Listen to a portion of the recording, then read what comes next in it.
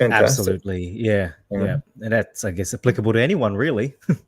Yeah, that's right. Anyway, everyone needs time. Everyone needs more time. So, save time by cutting, back on meals.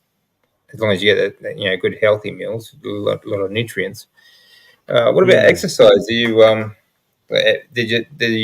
exercise to help get rid of the weight, or No, just came on? actually, I did not. Did not. So I've got a long history of exercise. So I considered myself a gym junkie. I Sure. pretty much trained in the gym since I was in my late teens up until before I turned carnivore. Before I went carnivore, I actually had to stop going to the gym for 2 years because of the health issues that I was having, and I Okay. just had to put a pause on that. But since shedding the weight off the carnivore diet, with doing the carnivore diet, I was able to pick that passion back up again. And so I wouldn't say it aided so much in the weight loss, because a lot of the weight that I had already lost on carnivore was done without, with just the diet change alone. I would say it helped me put more muscle and a lot more endurance and, I guess, stamina on my day to day. For some context, I lost about 40 kilos in total. Wow. So 40 kilos. Yeah, that's awesome. Yeah, that's brilliant. Excellent. All right. So, Dave, you want to tell anyone what you got going on this week? Get for joining us. What's going on this week? Not very, just a regular week. Just doing the Japan thing and the YouTube thing, and things going on smoothly. A few interviews and stuff, but that's about it. How about you, TC? How are things going with you? Yeah, much the same. Cruising along. I'm going to try a few different directions this week. I'm going to go back to maybe do some more exercise inspired videos, I think. So Nice. And I might. I've got to talk about some of the stupid garbage that has been coming out of some influencers recently, in particularly vegan influencers, because they just, utter nonsense that comes out of these people. It's just, it's beyond belief sometimes. So I might do something about that soon. But apart from that, not a lot. But I do have some good stuff coming up, actually. So stay tuned for that, everyone, because I've got a couple of good people, some brilliant people coming on to the channel soon for an interview. So stay tuned for that, because you're going to be very interesting. So, Nice. Okay, so let's talk about some of the things that people will go through when they go carnivore. Okay, we've got a lot of experience here between the three of us. All low carb for a number of years. So let's talk about some of what would be the negative things that you find going low carb, health wise. Can you think of anything? Initially, like headaches and stuff, I guess, but those are transient. It's like the diarrhea and stuff as well. It's kind of transient, but it's a big issue at the start. Yeah. Yeah, I guess the gut issues as well. That would be, what I hear a lot of people talk about, trying to adjust with, the sudden changes in your diet. For myself, I didn't experience too many, I guess you'd say side effects or negative issues, apart from, the to and forth with constipation and diarrhea, which, I think you just have to find that middle ground and try to find that right sweet spot with, ratio of fats versus protein. Yeah, that's right. Yeah, I've always been the same with that. It's it's something you always have to measure or work out for yourself. No one's going to be able to tell you how much you should take in. No. There's so many different things that you have to take into account when you are working out your protein, for example.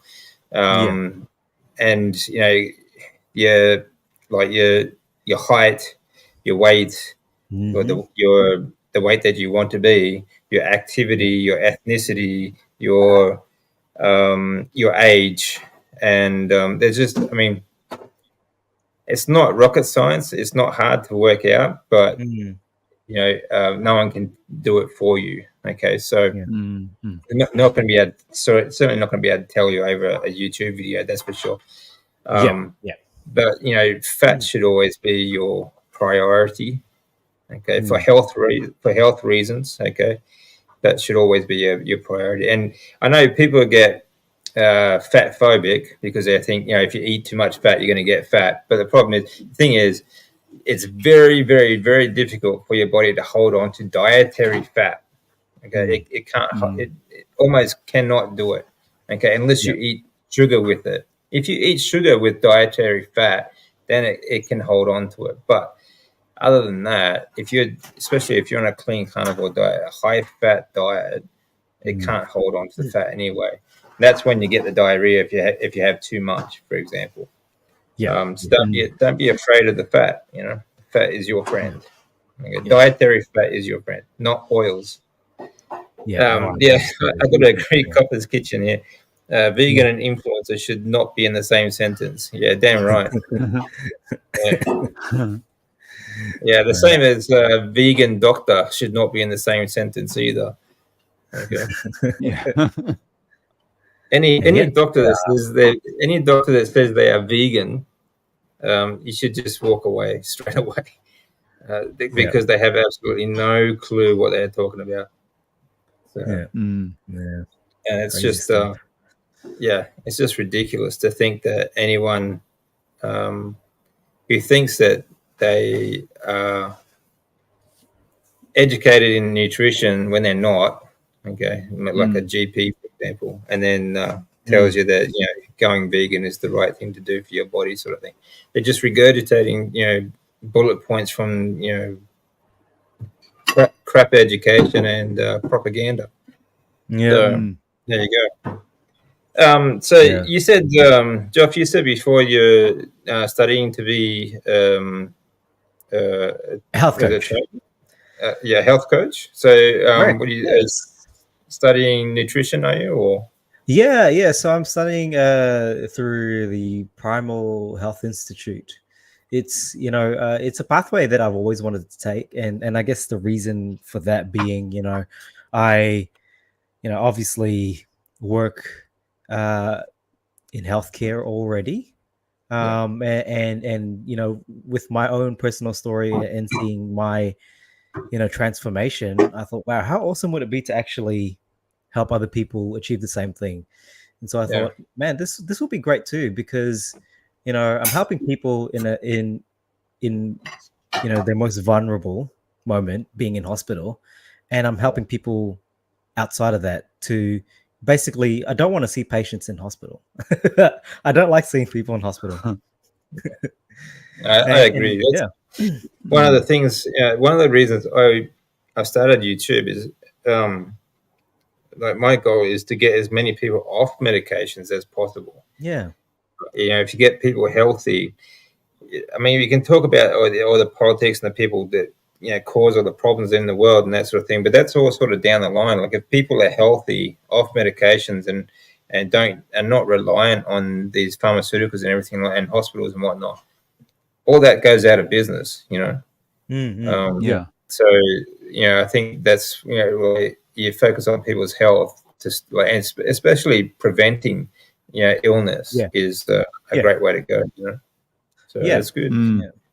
So where's the Primal? Was it the Primal Health Institute? Primal Health Institute. Yeah. I come across it. Well, I was looking at courses to do, and this was something that sort of aligned with I guess as close as my sort of philosophy. I was actually looking at studying to become a dietitian, and it just didn't align with how I wanted to.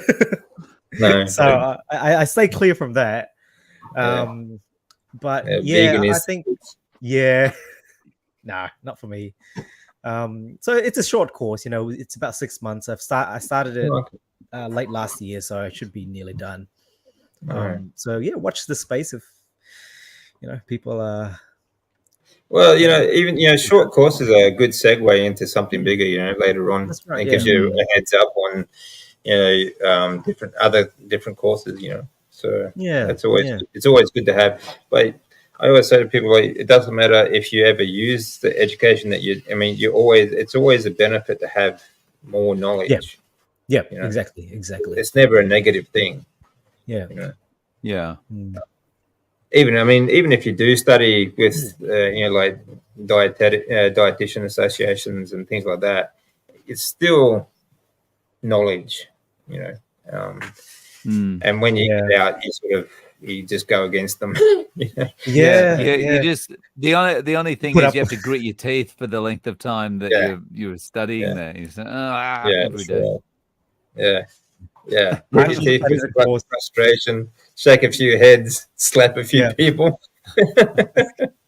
Well, I actually studied a course, and I thought it was closely aligned to the keto carnivore sort of mindset. But the moment I started hearing carbohydrates and calories, I just thought, oh no, I can't do this.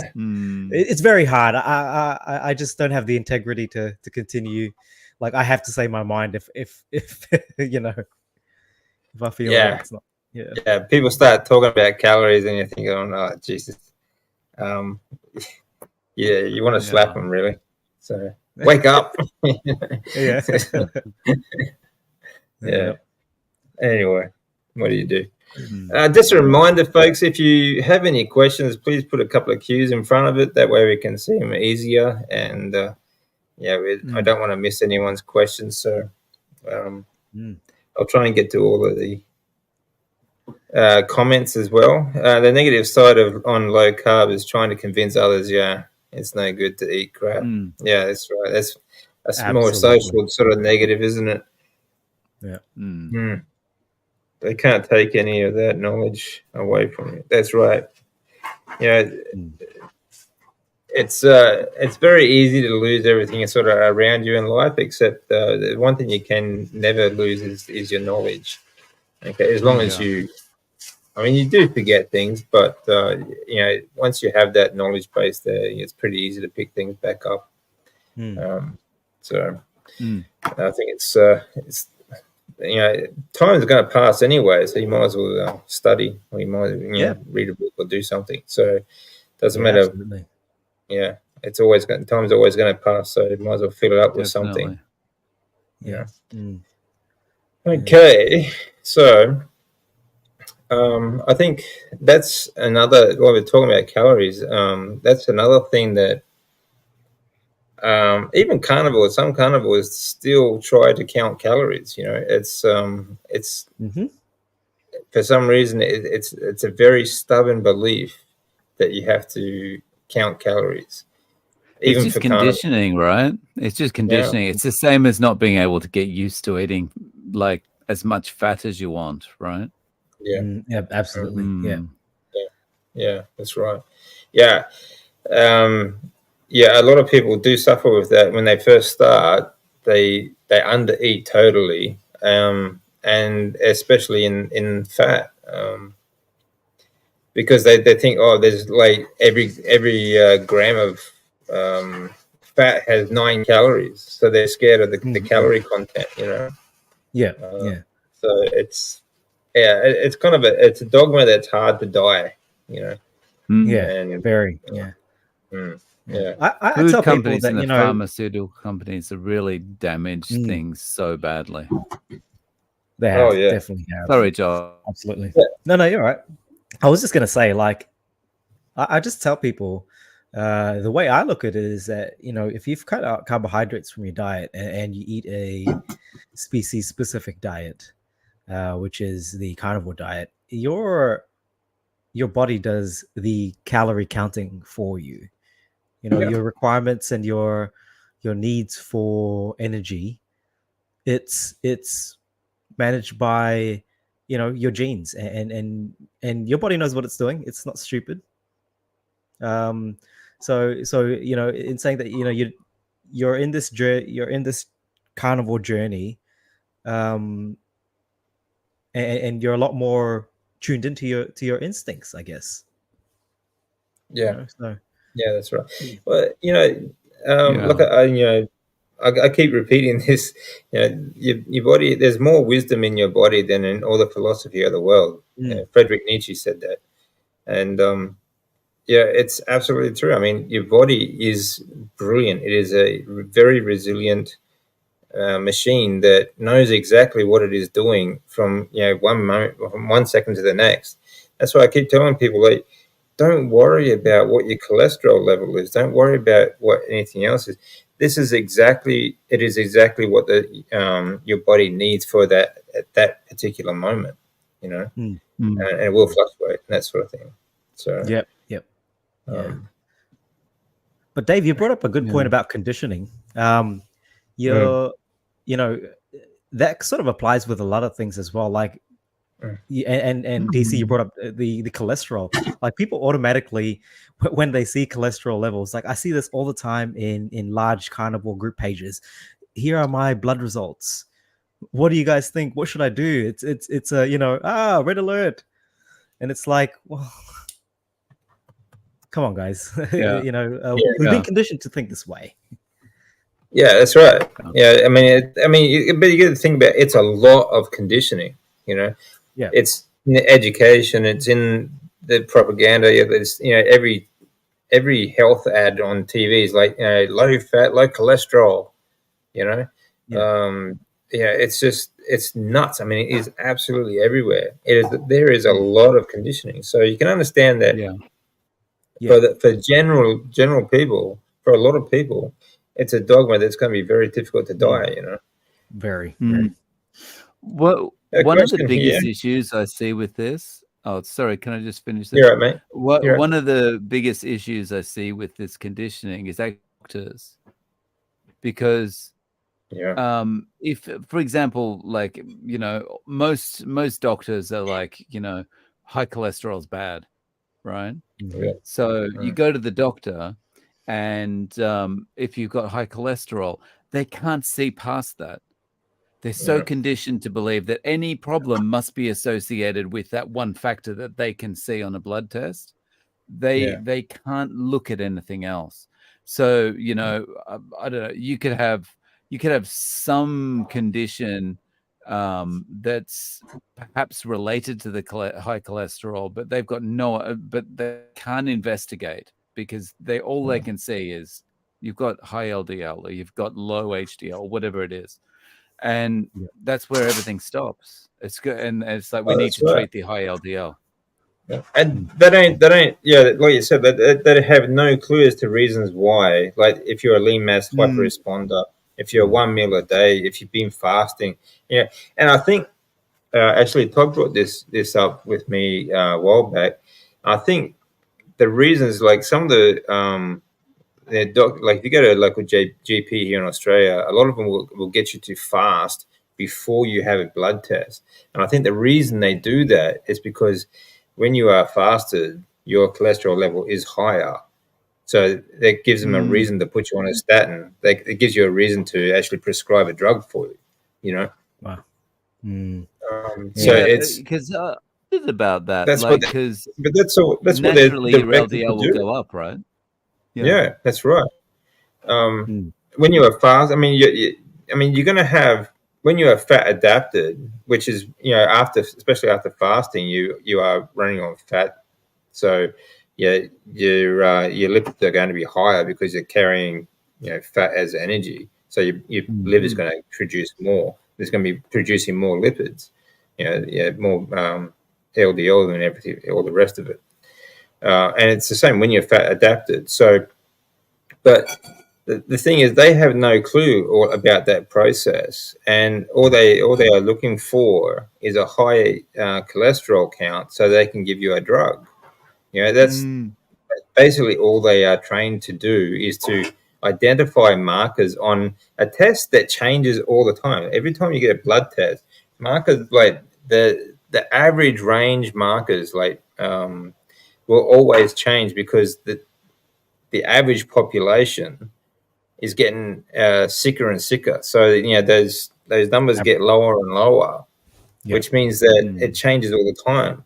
And of course, your markers change all the time too, depending on how you prepare for your blood test as well. But like I said, they just identify these markers that will put you in a range that is okay. Now I can give you a drug. That's it. Yeah. So they have no idea of the process that brings those markers, and they have no idea of how to treat those markers other than pharmaceuticals. So basically, they're just bots. They don't think. They don't they don't make any real world observations, but they just repeat the same garbage that they learnt in school.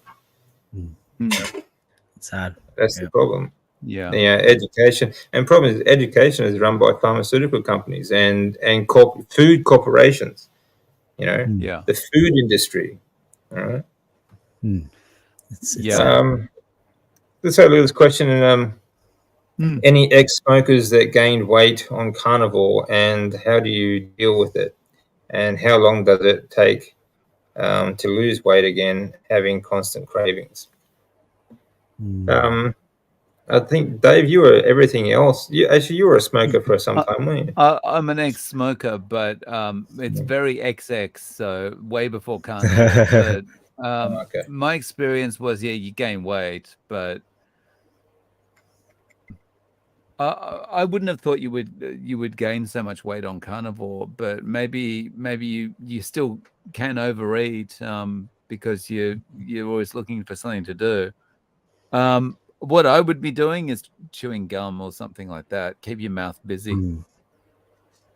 It's have a habit you guys thing ever too, isn't it? Like the hand motion.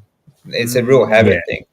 If you're changing your habits, you got to try and try and change the bad habits for good habits. I think it's very difficult to gain weight on the carnivore diet unless you are eating too much protein. If, for example, like protein is an adaptive thing. Okay, so like what I was saying before, it's very like we can't tell you exactly how much protein you should take, because there's a number of different factors involved. But a good round number, like say 1 gram per centimeter in height, okay, is good.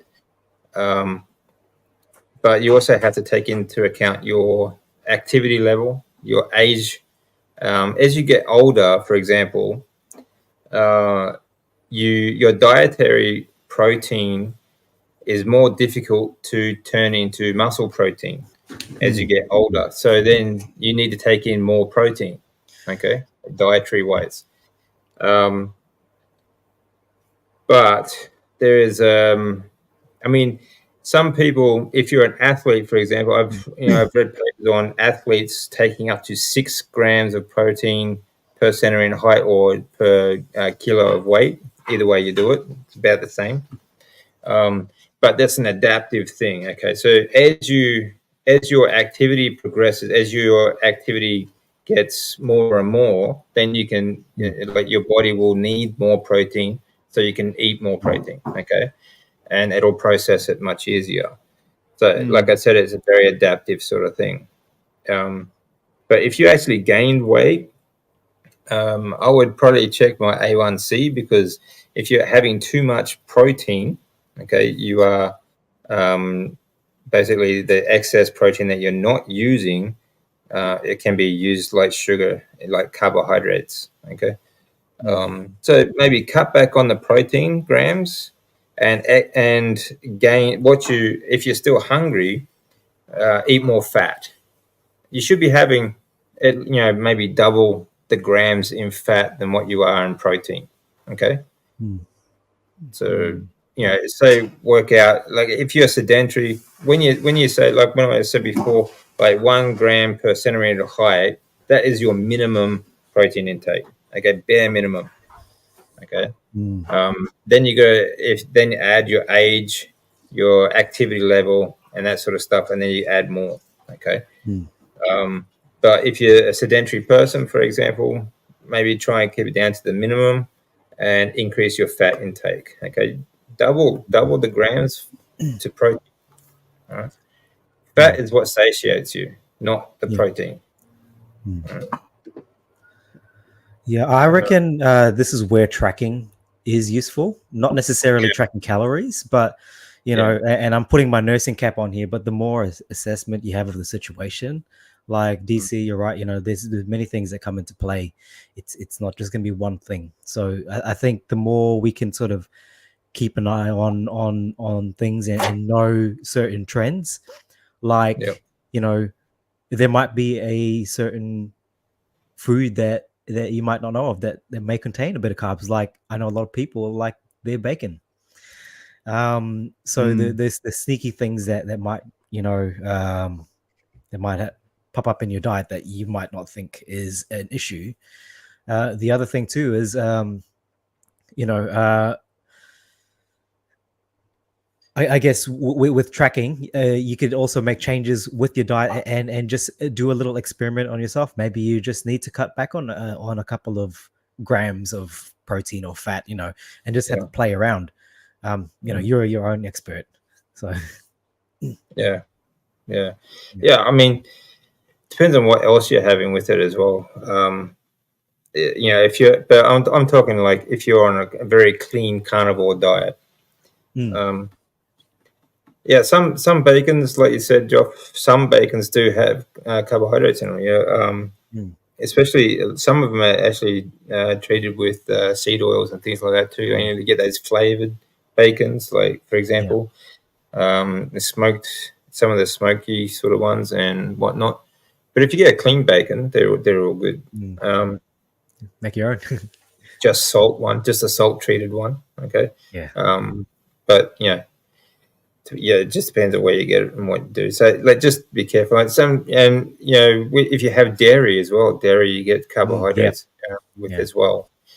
And you should be very careful with dairy too. Some have a lot of additives. Okay, it's very difficult in Australia. You can't get raw dairy in Australia. It's illegal because of some garbage that went on back in the 60s and 70s and shit.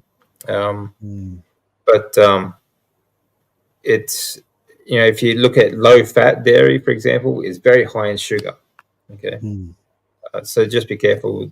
Read the ingredients, as I always say. Don't worry about the calorie charts. Okay, that means nothing. But look at the ingredients. Okay, and if it's got anything more than like 1 or 2 ingredients, then you should be having it anyway. So, my body doesn't know what it's doing at the moment.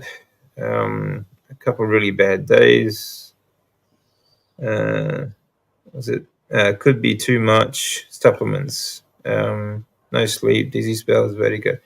No. It could be the supplements. You know, supplements have like this is why I don't endorse any supplements at all at the moment. I don't, because a lot of them have a lot of like seed oil ingredients, vegetable gums, like things that they use for binding agents. Okay, like soy. Okay, they use it as a binding agent, for example, which is just, you know, counter effective to what you want. A lot of it's plant based as well, and the fact is, supplements most of the time, 9 out of 10, you just don't absorb because it gets broken down in your stomach acid anyway. So yeah, anyone that sort of pushes a heap of supplements onto you, or says, you know, you take all these supplements, and now I get that we're all coming from different places as well. So sometimes you might need to supplement, but choose very, very wisely. And there are times that you could take, for example, if you take it with a fatty meal, that will the fat will help protect those supplements in your stomach, so you make it to digest it, and you actually pick up more of the vitamin. But other than that, really, you're really wasting your money on most of them. So just be careful. Again, check the ingredients on your supplements. Okay, there might be something in there that's it's working against you. Okay. Let me see. Not next smoker, but last half year gained about 22 pounds, gaining weight, bulking, muscle and fat. Certainly is possible if you increase your calorie or better mass intake. Yeah. Like I said, if you are overeating on the protein nutrients, okay, then it is possible to gain weight. And again, like you can do carnivore wrong too, like ultra processed meats, sausages and salamis and that sort of stuff as well. So another thing I should bring up is, just beef alone, okay, is not enough. If you're going carnivore, I recommend mixing up your meats. Okay, like lamb, for example, is very high in omega-3s, so it's really worth eating lamb, and it's also very fatty. So it's a great fat to muscle meat ratio. Okay, like a ribeye is. And fish is great too. You have a lot of different nutrients and minerals and vitamins that you get from a selective different types of meat. And of course, the fattier the better. Okay, the more fat the better. The different types of fat as well: beef fat, lamb fat, fish fat, that sort of stuff. Okay. And fish is something I've got to get better at. Yeah. Oh. I mean, it's easy in Japan, though. I was just gonna say, Japan is true. Well, I'm just lazy, but I've got to get unlazy about fish. Yeah, chew on bacon instead of gum. Yeah, that's a good one. You're filling your body when you're chewing gum. Yeah, enzymes. You're going. Yeah, that's right. Yeah, there's a lot of crap in chewing gum. I gotta admit. Although I will say, I'm not recommending chewing gum, okay, to anyone because it's utter garbage. But while I was going through chemotherapy, chewing gum actually numbed my mouth because it was full of ulcers. So I couldn't eat anything, and it was a lot of pain actually. I couldn't open or close it. Like my mouth was stuck open because I had literally had hundreds of ulcers in my mouth and my tongue. So chewing gum actually will numb the pain. But that's the only time I would recommend it. Okay. Wow. Yeah, good idea, B. Yeah. Cut back on the protein, eat more fat. Like I said, it's very, very difficult unless if you eat animal fat with sugar, then it can store in. But dietary fat in general, your body will not store it. Okay, it'll just if you have too much, especially if it's already rendered, it'll just go straight through you. Okay, so it's all good. Yep. See how it goes. Yeah. I'm just trying to catch up here with some of the comments. Sorry, I can't sort of grab every comment, guys. Remember, if you have a question, put the Q's. Hey, Kimberly, how you doing? Greetings, carnivores.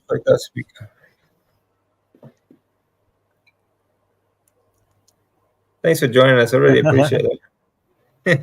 At work? That's great. At work. Yes. It's usually what I do. Tummy bug for the last 6 days. I think it was wonky salmon. Yeah, that's never good, is it? You get a bit of food poisoning. You got to make sure you get good fresh meat. Bad salmon's not good. Actually, definitely not. I had a really bad food poisoning when I was in Japan. It's not that nothing against Japan's food. I love Japanese food; it's fantastic. But I just went to the wrong place, and I had something that just did not agree with me, and for about 3 days, I was just in bed. I was throwing my guts up. Oh. Yeah, it was bad. And have you been sick? I'm sick currently as I'm sitting in this chair. Okay, what are you sick from now? Yeah. Oh, mate, I don't know. It's just, some viral thing that might be going around. I've got kids, so, they pick up all sorts of things from daycare. Yeah, when you got kids, Sitting home. you're at the mercy of what's happening at school, right? Pretty much. Yep. Yeah. Yeah, it's difficult when you get kids. They pick up everything. Yeah. I haven't been sick for ages, actually, a long time. Which for me is really. I mean, even when I was on keto, like a cold would last me months. Yeah. It just sort of kept coming back on me because I just really didn't. My immune system wasn't strong enough to fight it off. But I found that if I do feel something coming on, like a sore, itchy throat, I just double up on my fat intake, and it's gone in days. Like it's like a vitamin shot. It's fantastic. And I don't take any meds anymore. I take no meds. I take no subs, or I just eat a lot of fat. And it's great. I can't believe it actually.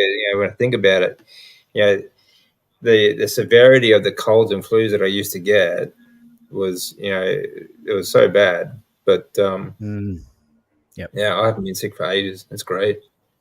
It's fantastic. You've been struggling on carnivore diet? Anyone been struggling? I don't find it a struggle at all. I mean, like you said before, just like you save so much time. It's so easy, and like I just said, like if you're eating enough fat, you should your immune system, your lymphatic system is so healthy that it just even when you do get sick, have you found that it's much easier to deal with? Like it's just not. It's 100%. really mild form. Yeah. It doesn't last as long, much easier. and you don't get as bogged down. Like if this was me 3 years ago, I'd be in bed right now. Yeah. So it's really mild form, isn't it? The last time I was sick, it was maybe a month ago, and it went through the whole family at the same time. I was the last one to get it, and I suffered the least and got over it quickest out of the three of us. Yeah. Oh, that's cool. Thoughts on amino acids, and do we get enough of them in meat? 100%. You want to answer that? Yeah, 100%. Yeah. Yeah. So you don't supplement amino acids? Nope. We can get enough of it from animal meats, so long as you're eating to satiety, you're eating species specific carnivore diet, you'll get all the amino acids you need, in my opinion. Yeah. Yeah. No, I agree. Yeah. I mean, take if you are supplements or anything. No. Yeah. If you are finding it difficult to eat to satiety, okay, because it depends on where you get your meat, the combinations of meats. Like I said, you should mix it up. Like beef alone is not enough. Okay. Then supplementing with like a good amino acid with no flavorings or colorings or anything like that, okay, can be good. Okay, can be beneficial if you're not getting enough protein from not eating enough food. But if you are eating enough, you should be right. You should have your body should be getting all of the amino acids that you need for your activity. So, but just depends on what your diet's like and where you are at and where you're coming from. Like if you are, it might help if you for example, you've been stuck in a chair or a bed for a long time, so you're really sedentary and you have a lot of muscle wastage. I can see supplementing amino acids might help because it will help you gain muscle and bone tissue a lot faster in that circumstance. But it depends on where you're at too. So. Question, DC, how do you get more fat? You personally? Okay, well, for one thing, I save sometimes when I eat bacon, for example, like a clean bacon, excess fat, nice fatty bacon, I'll save the bacon grease, for example. I also buy fat from like fat trimmings from the butcher, and so I like to just dice them up, air fry them, or fry them in the fry pan, and like I'll just eat the chunks with just salt, just fat chunks of salt with salt.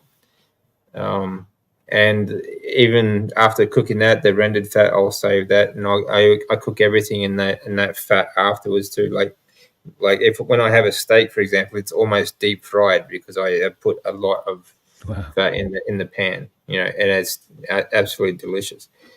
So I get as much fat as I can, and if for example, like in summer, I find cold butter is really good because you don't always, when it's hot weather, you don't always feel like eating hot meals or just cooked fat. So butter's good as well. How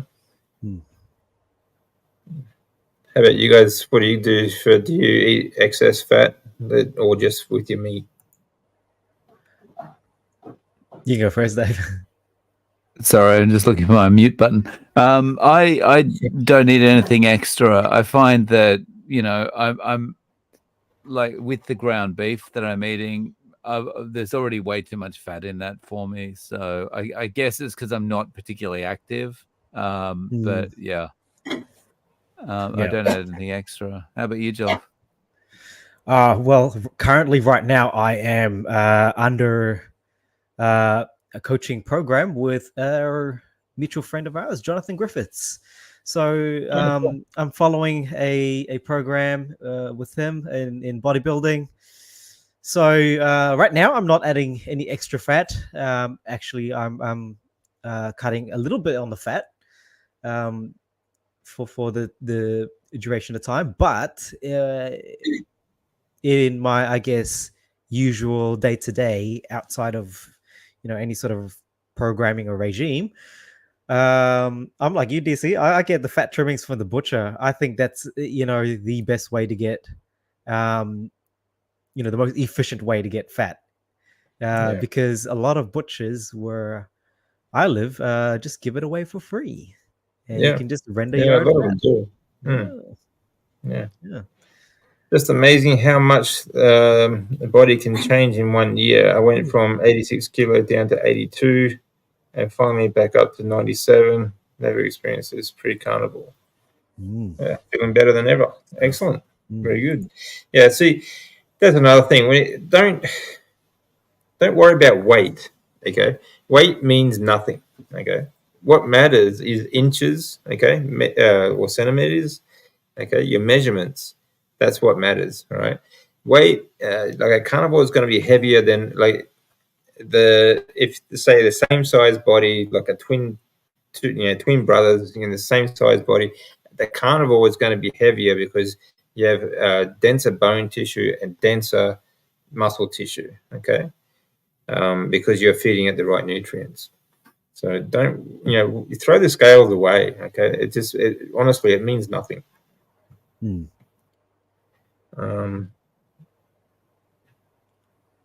you have any pets? Are they carnivore? How about you guys? I've got a cat that shares my ground beef with me. Yeah, there you go. Yeah. I don't have a pet, but I do feed wild birds in my backyard, and yes, they are carnivore. Magpies and butcher birds. So they eat meat. Nice. So that's all good. I'm wondering about your first year carnivore while your body is. Actually, I was just thinking, Joff, the reason you might have got sick is because you're cutting back on your fat. Yeah, look, it probably is that, but I'm looking at my kids and they're sick too, so it's probably from daycare as well. Yeah. Just the and that's the thing, like, everyone's saying, they're avoiding all the, the bugs and stuff, but because I'm in contact, and as well, I work in the hospital, so Yeah. it There's doesn't always help something that going on in the hospital. there's always something going around, so it's never a clear cut thing for me. Yeah. Yeah, I hate going to the hospital. Honestly, when I go to the hospital, I get home. I pretty much just scrub down afterwards. Shower. Yeah. I shower straight in the shower, clothes straight in the wash, and I just Yeah. it's completely scrubbed down. Yep. I'm wondering about your first year at carnivore while your body is doing so much healing. I just can't tell much difference taking them. Thinking maybe I don't need them. Yeah, I mean, try going without the subs, and see how you feel. If you don't notice a difference, then just stop wasting your money. Easy. It's always good to experiment. 100%. Yeah. Lamb shoulder roast is always nice and fatty. Yeah, I can eat it. Yeah. Lamb's great. Yeah. Let me see. I'll try and keep up with all these. Another question. Very true, DC. Also, what do you think about seasonal effects? Yeah, I think weight naturally increases. Yes, it does.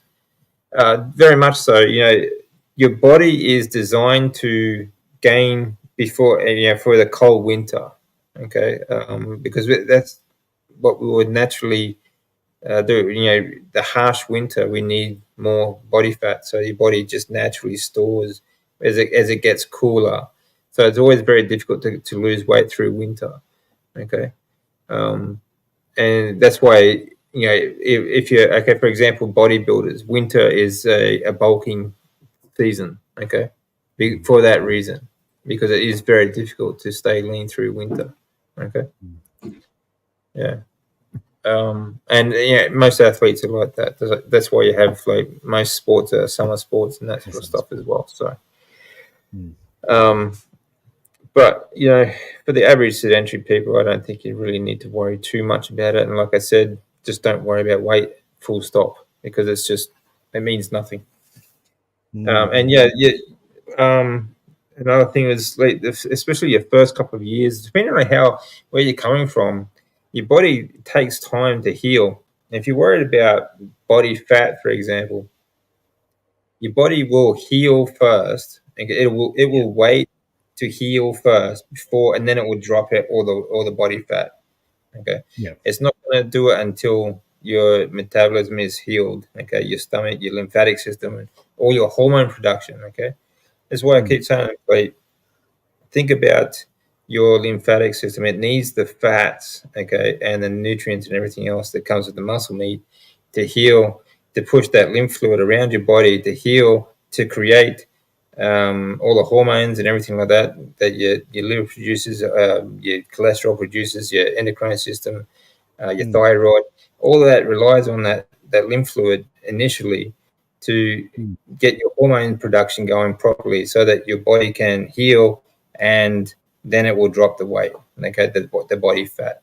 So just give it time, let your body go through the process. Your body knows exactly what it is doing and what to do next. Okay, it always knows better than what you do, and especially any other doctor too. So trust your body, trust the process. And just as long as you're eating the right food and giving it the right nutrients, your body will do the rest. It's very easy. Yeah. Okay. So, anyone want to add to that, or No? sound all right? Yeah. Okay. Cool. You're very lazy today, Dave. You're just sitting there very quietly in the corner.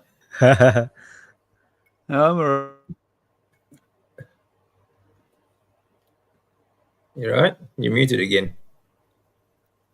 Oh, sorry. Yeah. I'm all right. Yeah. Oh, cool. Okay. Yeah, just letting you go for it. Okay, fair enough. All right. Well, I'll tell you what. I brought along some until we get the next question. I brought along some pretty some information some people may not be aware of. I've got a couple of pages here. Some of the biggest of inventions that come out of Australia. Okay, so I'm going to test your knowledge here. All right. For example, let me see. For example, some people may not know that one invention, the black box flight recorder, came out of Australia. Do you know what color the black box flight recorder is? Ooh. No. I have no Orange? idea. It's bright orange. Oh, wow. It's called a black box flight recorder. But because originally it was black, but then they when they're trying to find it, in a wreckage, like a plane wreckage, they needed to be able to spot it very easily, so they started painting them very bright orange. Nice Right, guess. right. Designed in Australia. Wow. Yeah, I heard it was designed in Australia. Yeah, the box, box wine, cask wine. The Yeah, goon. that was in Australia as well. Yeah, I believe that one. yeah. Yeah. Australians are a bunch of drinkers, mate. Okay. Sure are. Another one is spray on skin. Yeah, spray on skin. Have you ever heard of that? Like deodorant? And- Oh. No. This is actually spray on skin. Okay. The burn victims. A Perth-based plastic surgeon, Professor Fiona Wood, patented her spray on skin technique. Okay, this is for burn victims and things like that. Okay, the patch of the victim's healthy skin and using it to grow new skin cells in a laboratory. Okay, so it's actually called spray on skin. Another one is the electronic pacemaker for your heart. I didn't know that. Okay. In Australia? Yeah, Is invented in Australia. I'll give you some dates actually, and this is going back some, quite far. Some of them. Let me see. I'll give you some dates. In 1938, the prepaid postage stamp was first used in Australia, and something everyone uses every day worldwide now. But in 1854, the refrigerator. That's an Aussie thing? That's an Aussie thing. Really? Yeah, the refrigerator was very good, Sandra. The rotary clothesline and the Hills hoist. They were invented in Australia as well. I believe that. So here's where two Aussie inventions come together. You get your wine cask and you The goon bag, clip it onto the rotary and you spin it around, right? Yep. That's where it's come. Yep. It sounds like a drinking game. That. Yep. Yeah, that's a funny one. The Dodger Brothers, I'll spray it on. Yeah.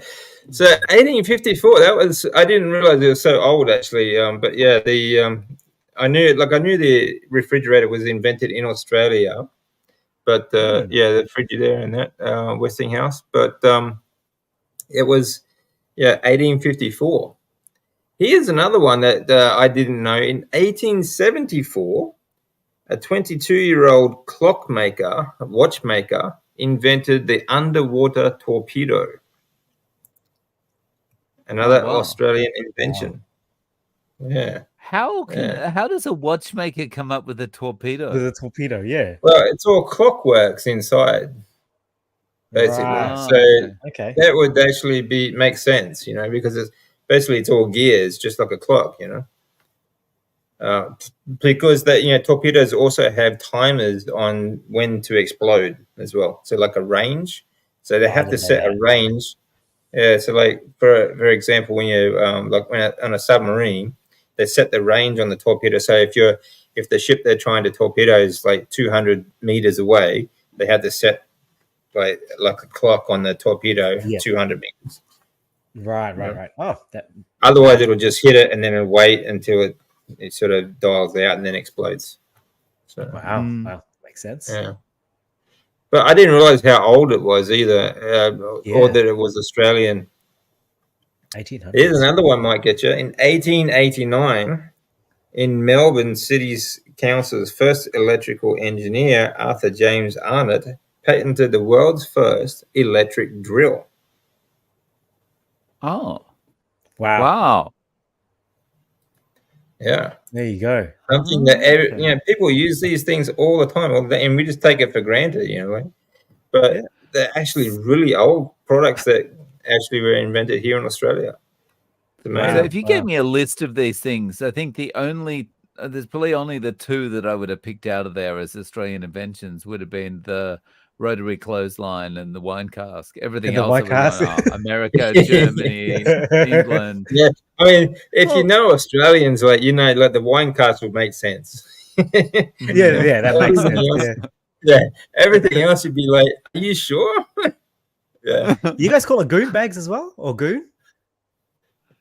goon. Goon, yeah, that's yeah, how I've always known it. my younger friends, when I worked at another school, they used to call it a goon bag. Yeah. Yeah, goon bags. Oh, That's okay, goon bag. Yeah. Okay. Yeah. Yeah. Or what was it, Bevan bag? Same thing, I guess. Yeah. But Yeah. okay, here's one I guarantee you didn't know. 1894, powered flight. What? I don't know. Yeah. After Powered discovering flight. that, powered flight. I'll show you. Only flew like 5 meters, but after discovering that curved surfaces are more aerodynamic than flat ones, Lawrence Hargrave invented the box kite, the cellular construction of which was more stable than the previous monoplanes. On November 12, 1894, he strapped 4 box kites together with a compressed air engine, which he also invented, tethered to the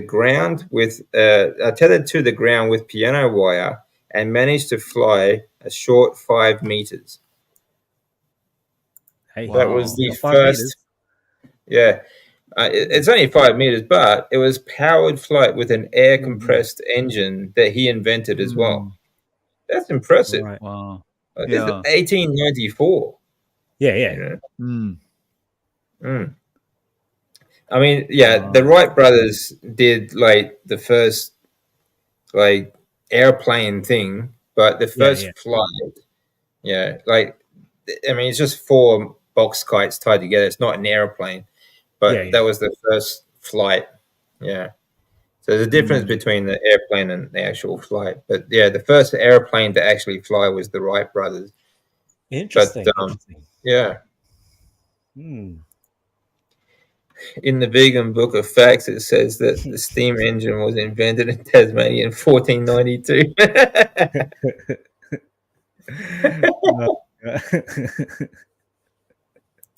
Yeah. Here's another one. Actually, I probably just wouldn't even think of is the notepad in 1902. Yeah. J.A. Birchall of Tasmanian Stationery Company. Yeah, Birchall was the first person to take loose sheets of paper, cut them in half, and back them with a cardboard, glued them to the top edge, and he sold them as notepads. Wow. Well, yeah, there you go. That. No. And it sounds kind of it sounds a little bit like nothing now, but back in the day, back then, it would have been such a big thing, right? Absolutely. Well, it's quite innovative, really, wouldn't it? It would be like a very innovative thing. But now, whenever you got to jot something down, you go straight for the notepad, don't you? Yeah, pretty much. I've got like 4 notepads on my desk. So like, because you're always writing stuff down, but you just wouldn't even think of it. Where you wouldn't even think like, who invented this? Who's that? Vegans only invented nagging. Yeah, for sure. Yeah. Liquid paper. Yeah, that's another. It was good a New Zealand thing. Liquid paper. It could be. I'm not sure. Yeah, but here's another one. I guarantee you didn't know. 1906. a feature-length film. Okay. Mhm. The first ever full feature-length film was made by Australians and shot and shown in Australia. The Story of the Kelly Gang was written and directed by Charles Tate, and it Yeah. cost a grand total of £1,000 to make, and it made Wow. around £25,000 for the producers. So there you go. Wow. Ah, Kelly Gang, So that'd be a good channel, right? Hollywood should be in Melbourne. Yeah.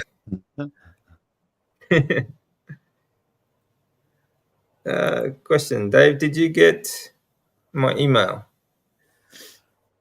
Most probably. I've had about I've had quite a few emails over the last couple of days, and I haven't quite got through them all. I have to do them in batches. So, yes, I did, because I replied to the first one. I just haven't replied to the second one, and I apologize for that. It's just because I'm batching my emails. So I will get back to you. Sorry about that, Sandra. This is funny. Yeah. Like, what do they call New Zealand? The land of the long white cloud, because it's one of God's biggest mistakes. That's pretty funny. So, being man. as we're telling jokes, I saw this joke online. You probably, as you're both in Australia, you've probably seen it. But there was this kid telling a joke on the Today Show or something. He had to call in and tell a joke, and the joke was, I know. Who wins society? yeah, vegan and a vegetarian jump off a cliff. Who wins society? Yeah, that was a pretty funny joke. That was was really funny. funny. Yeah. Hilarious. Yeah, actually, I think change it a little bit, like a vegan and a politician jump off a cliff. That would be better. Yep. Why did post-it notes get stuck onto the wall or fridge instead of being posted? That's a good question. Yeah. Or should people post them to themselves as a reminder? Who would do that? Yeah, not a bad I question. do it a lot at work. Yeah. Yeah, very good. Okay, so let's see. Of course, I think some people might know this one, but 1906 surf life-saving reel, the rope that surf lifesavers use, and in fact, surf lifesaving actually started in Australia as well. So, surf lifesaving and the surf lifesaving reel, the actually rope that they use to sort of make sure that they can come back. Yeah, that all came out of Australia as well. Wow. That's probably not that unsurprising, really, because of all the beaches, but there you go. But also in 1927, the Speedos.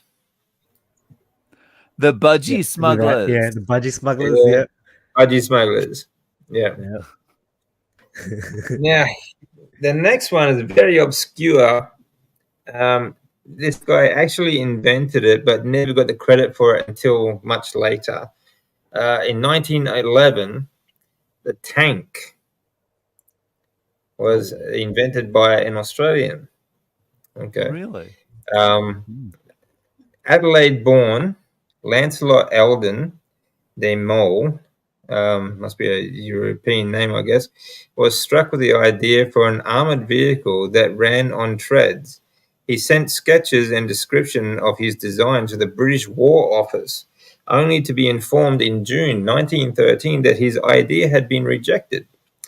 When in 1916, an inferior, in de Mol's opinion, tank was introduced, the engineer released that he had been passed over. A British Royal Commission later said that de Mol's design had made and reduced the practical shape as far back as the year 1912, a brilliant invention which anticipated and in some respects surpassed the actual that actually put into use in the year 1916. So there you go. Wow. The actual inventor of a tank was an Adelaide-born Australian. From Adelaide. Wow. Oh, wow. Yeah. I didn't know. Maybe, well, I probably knew half of them, but I certainly wouldn't have thought a tank or a torpedo, for example. The rotary clothes hoist we were talking about before. Everyone pretty much knows this one. The rotary clothes hoist was actually in 1911, and then in 1948 came the Hills hoist. Yeah, Okay. they were great. You know, when I was a kid, you know, like that was pretty much our backyard entertainment. You know, you wind up hang on the it. Hills hoist, you hang on to it, and Yeah. you know, just use it like you know, like those what are those turntable things? Yeah. Yeah, Yeah. I get you. I forget what they're called, but playgrounds. Kids at the playgrounds have, they always had. You sort of spin it as hard as you can until you fall Yep. off, and Yeah, go flying, go flying into the fence or something. Nearly Yep. everyone in everyone's backyard looked like it was broken, or like the kind of the wires were stretched beyond Yeah, belief. yeah, Because they're kids have been stretched. playing Yeah, on them, you know. yeah. The Yep. wires were always really stretched. I mean, that was high tensile, like steel cable too, but kids hanging on to them all the time. They stretched out. Yeah. You know? Yeah, more durable Pretty than a lot of things they build nowadays. Yeah, that's right. Yeah. Here's another one. Like we said before, the pacemaker. The pacemaker was invented in Australia in 1928. Wow. That's almost 100 years ago. That's pretty good. Crazy. Carousels. Yeah, thank you, Sandra. Yeah, carousels. Yeah, they were fun. The old carousel. You get your mates to push it and push it as fast as you can. Run like a bat out of hell, just spinning in a circle. Jump on and you see how long you hold on until you get flown off. Yeah. Oh dear. And there was no like soft landing if you fell off then either, right? Oh, you fell off no. onto like concrete or tan bark or something like that. Or Right? gravel. Yeah. Gravel. Yep. Get gravel rash all up your legs. Oh, Yeah, growing up in Australia back in the day. 1934 was the first ute. yeah. Oh wow. Yeah. Yeah, the ute is also an Australian invention. It's actually, I think it was a farmer's wife. She wanted a car that she could drive to church on Sunday and pick up hay bales and stuff like that as well during the week. And so they sent a letter to Ford in Australia, and in 1934 came out the first utility.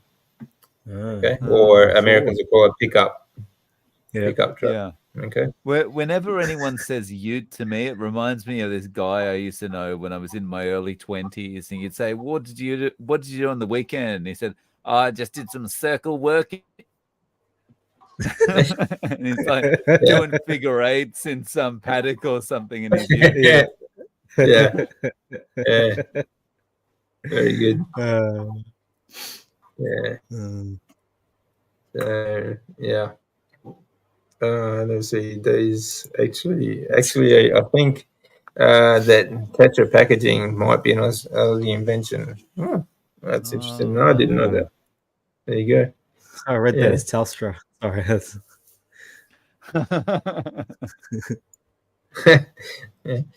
Yeah, in the days when men were beasts and kids all had plastic cast on. Yeah.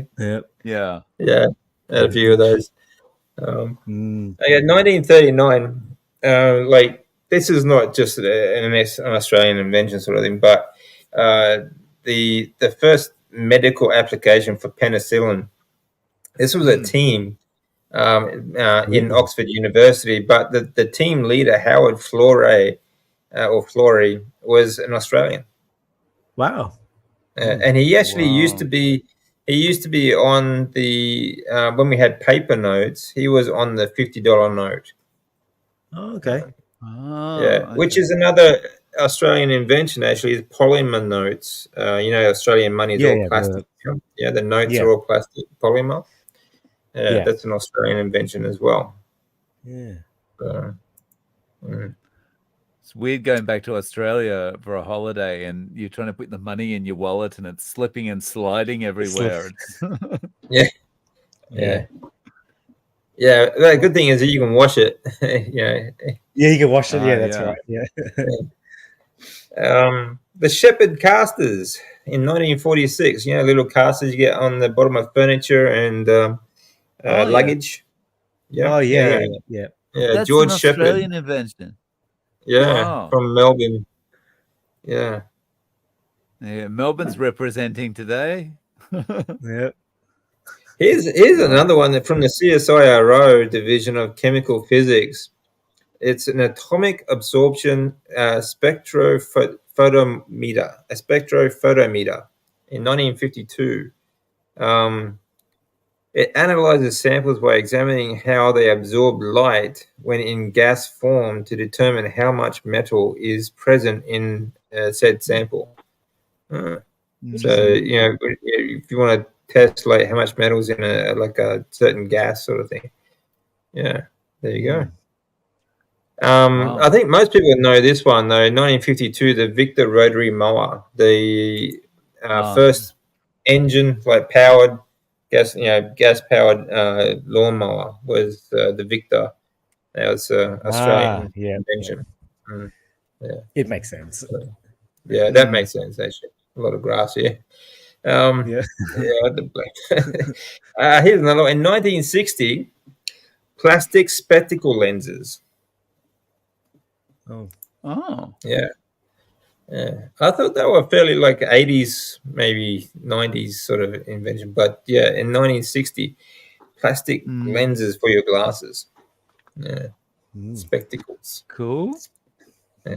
And 1961, the ultrasound. I heard that. Yep. Ultrasound. The ultrasound too. Wow. Yeah. Well, the ultrasound itself was not an Australian invention, but the technology for ultrasound was already invented, but the use for scans and tests and things like that in medical use was an Australian invention. Yeah, so Australian application.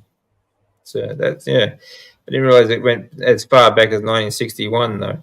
But box wine, cask wine, that was 1965. So Wow. 1984, audio tactile pedestrian detector. The I think that beeps. the thing that beeps. You push the button to change the lights, change the signal, so you get walk signal. Yeah, with audio. In 1984, that was it starts beeps so that blind people can know when it's time to cross the road. Yeah, Interesting. Yeah. Wow. Yeah, polymer banknotes. Yeah, very good, Arlene. And cochlear implant. Cochlear implants were also Australian invention. Cochlear Wasn't IVF pioneered in Australia? Yes, it was. Yeah. Okay. And eye surgery, like what was it? What's his name? Is an Australian doctor. He does eye reconstruction surgery. That was first done in Australia. Yeah, I know who you're talking about. I can't think of his name. If I remember correctly, it might have been the first heart transplant as well.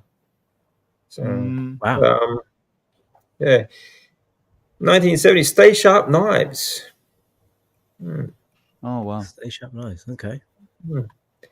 And in 1970, permaculture. Oh, wow. Yeah, permaculture farming. Okay. Yeah, that's started in Australia. So, now this one I didn't know. The power board, 1972. You know the multi-plug. Yeah. Boards. Yep. Invented in Australia in 1972. Wow. Yeah. Wow. So it's 52 years old. Wow. Cool. Yep. There's another one, Anne. Yeah, the winged keel on the bottom of yachts. Winged keel. Yeah. They have a keel for balance. Okay. Yeah. The winged keel is it was first invented for the Australia the yacht race. What was it called? The America's Cup. America's Cup? The America's Cup, that's right. The America's Cup yacht race in 1983. Yeah, the Australia 2 yacht Australia 2. was the first. Yeah, they have the wing keel. They use the wings because when you're racing, when the keel tilts, okay, when the yacht tilts, the wings give it keep the sort of keel at the same like level all the way across, because the wings are there on the side. So it's really cool. Right. Yeah. So the wing keel, so it made it very fast. The bionic ear in 1978, the bionic ear implant, Wow. the hearing aid. Yeah, Good. 1978. Another one. Wow. There's so many. In 1979, the digital sampler. Okay. So if you're Really? one of those people who like electronic music, okay, Yeah. if you like electronic music, the digital sampler came out of Australia. So all you DJs and everything like that, okay, you can thank Australia, or you can blame Australia. Either way, if you don't like that music, yeah, 1889, the electric drill. That's right. Yeah. So yeah, Wow. race cam. Race cam is another one. In 1979, it was the 1979. The race cam. You know, the cam, like when you're watching the races now. When watching races, yeah. Race cam. That was invented in Australia as well. Wow. Right. Yeah.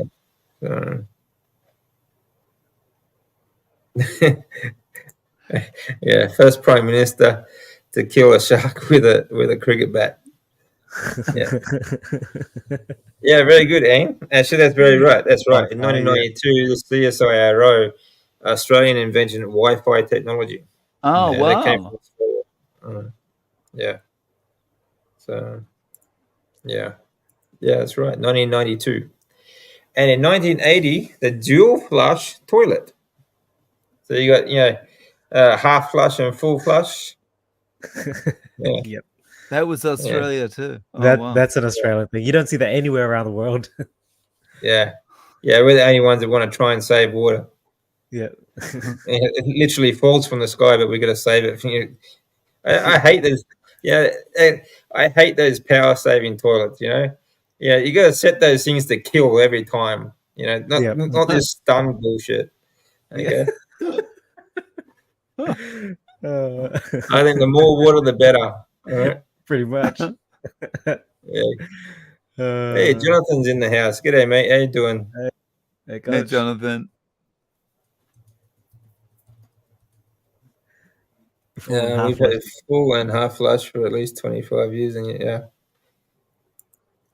You guys are lucky to have indoor plumbing, mate. Now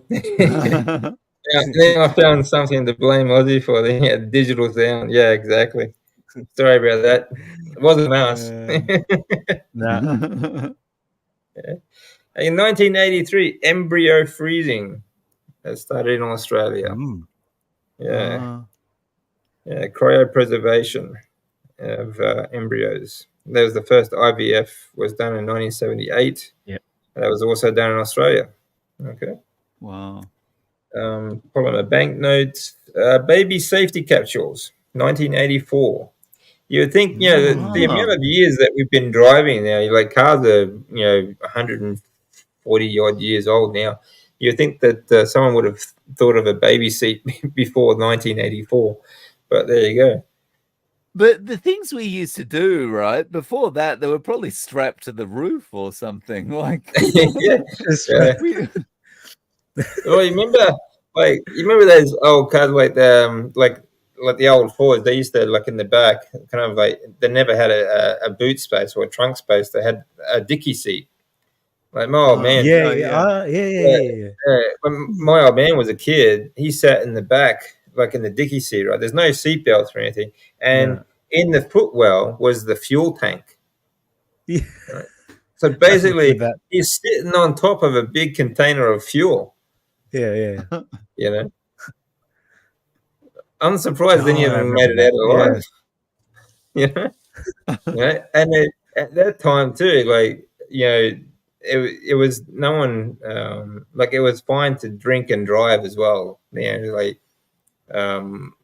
Like my old man, he tell me some stories of, like, his father would get drunk, go to the cricket. They play cricket all day, and they'd get drunk, and he'd work because he was so drunk he couldn't drive. So but his mother couldn't drive, so he would work the pedals and change the gears, and she would steer from the passenger seat on the way home. It's crazy. Just crazy.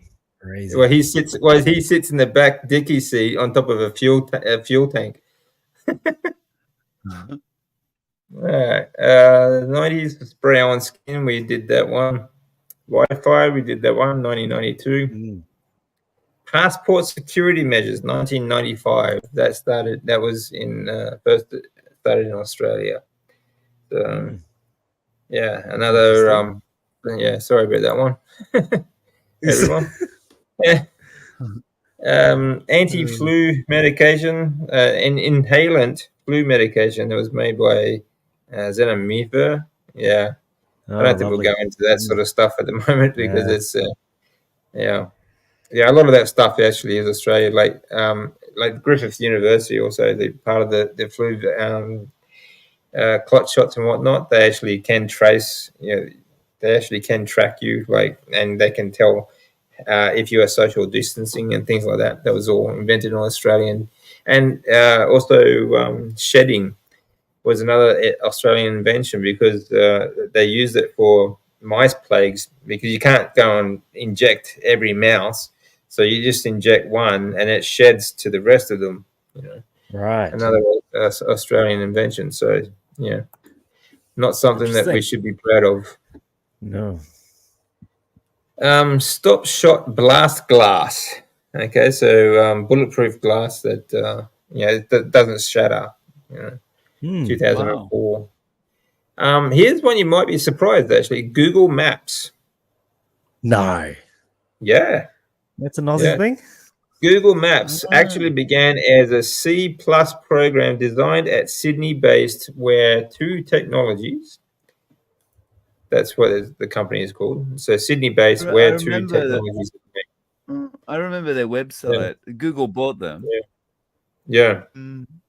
So the project was the brainchild of two brothers, Lars and Jens Rasmussen, who originally intended the product as a downloadable app.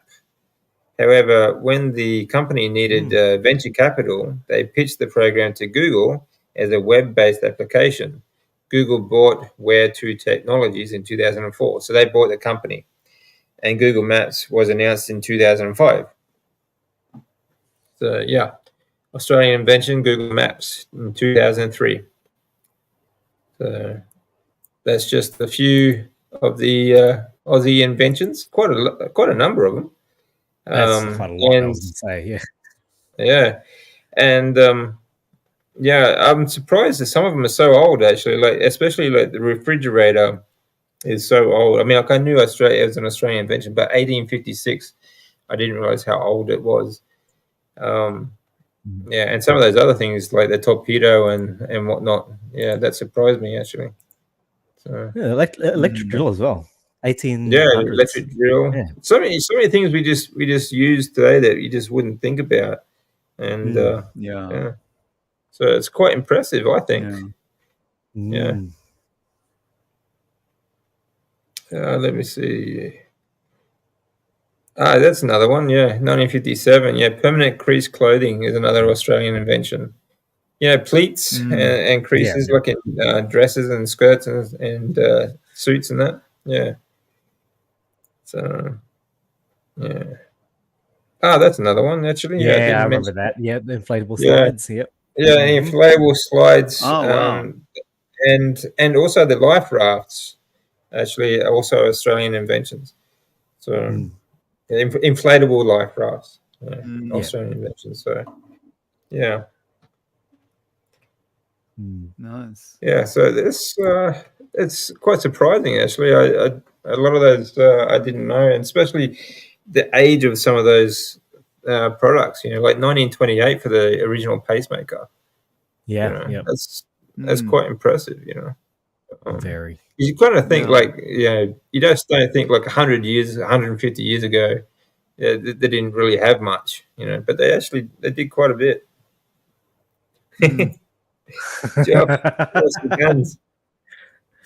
Bro, is that a joke or? Yeah, that one. Yeah. Well, it's almost a bump there. Oh yeah, it's a little one. It's getting there. Very good. We'll have to, you just down the road. We'll have to head up to the gym, I mate. can't believe that. Yeah, I didn't realize you're in Brisbane. Yeah. Just down the road. It's Deception's Bay. It's not real far actually. I go I'll just yell to. out. I'll just yell out, and I'll just see if you're around the corner. Yeah, Probably hear I'll me. flash the light, mate. You should see it from here. Yeah. Yeah, it's my favorite pastime. Yeah, of course it is. Yeah, that's cool. All right. Any questions, anyone? Please get them in if you got any questions. Otherwise, we might head off for the night and let you good people go have or day, morning, wherever you are. Yeah. Any parting words of advice, Dave? Stay the distance, stay the course. If you if you're just getting started with carnivore, and you're not losing weight in the first 3 weeks or something, don't worry about it. As it'll happen. It's just everyone's different, so just stay the course. And thank you for joining us. Cheers, guys. Yeah. Geoff, anything from you? Anytime, Jonathan, if you want to jump on, mate, you're more than welcome. Yeah, anytime, buddy. Geoff, any parting words of advice? Oh man, my parting words would be to, for guys and girls who are starting on this journey, keep an open mind and just question everything. You've got to, you've got this far to try something that is going against the grain, as they would say. And so it's important to ask the questions, ask, better yourself with new information, because no one else is going to do it for you. Yeah. That's right. Be prepared to question everything. It's really not that hard to do a bit of research for yourself. Especially if you are having any kind of health issues, try to learn as much about it as you can and find the best way for you to move forward from that. I always say this, if you are going through any kind of issues, or any kind of problems, sometimes, it looks like a mountain in front of you, and it's very daunting when you look at it.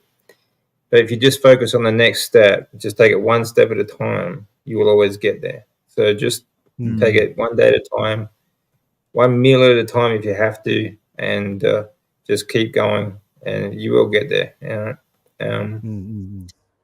There's another good one there too, is test yourself. Don't be afraid to test yourself.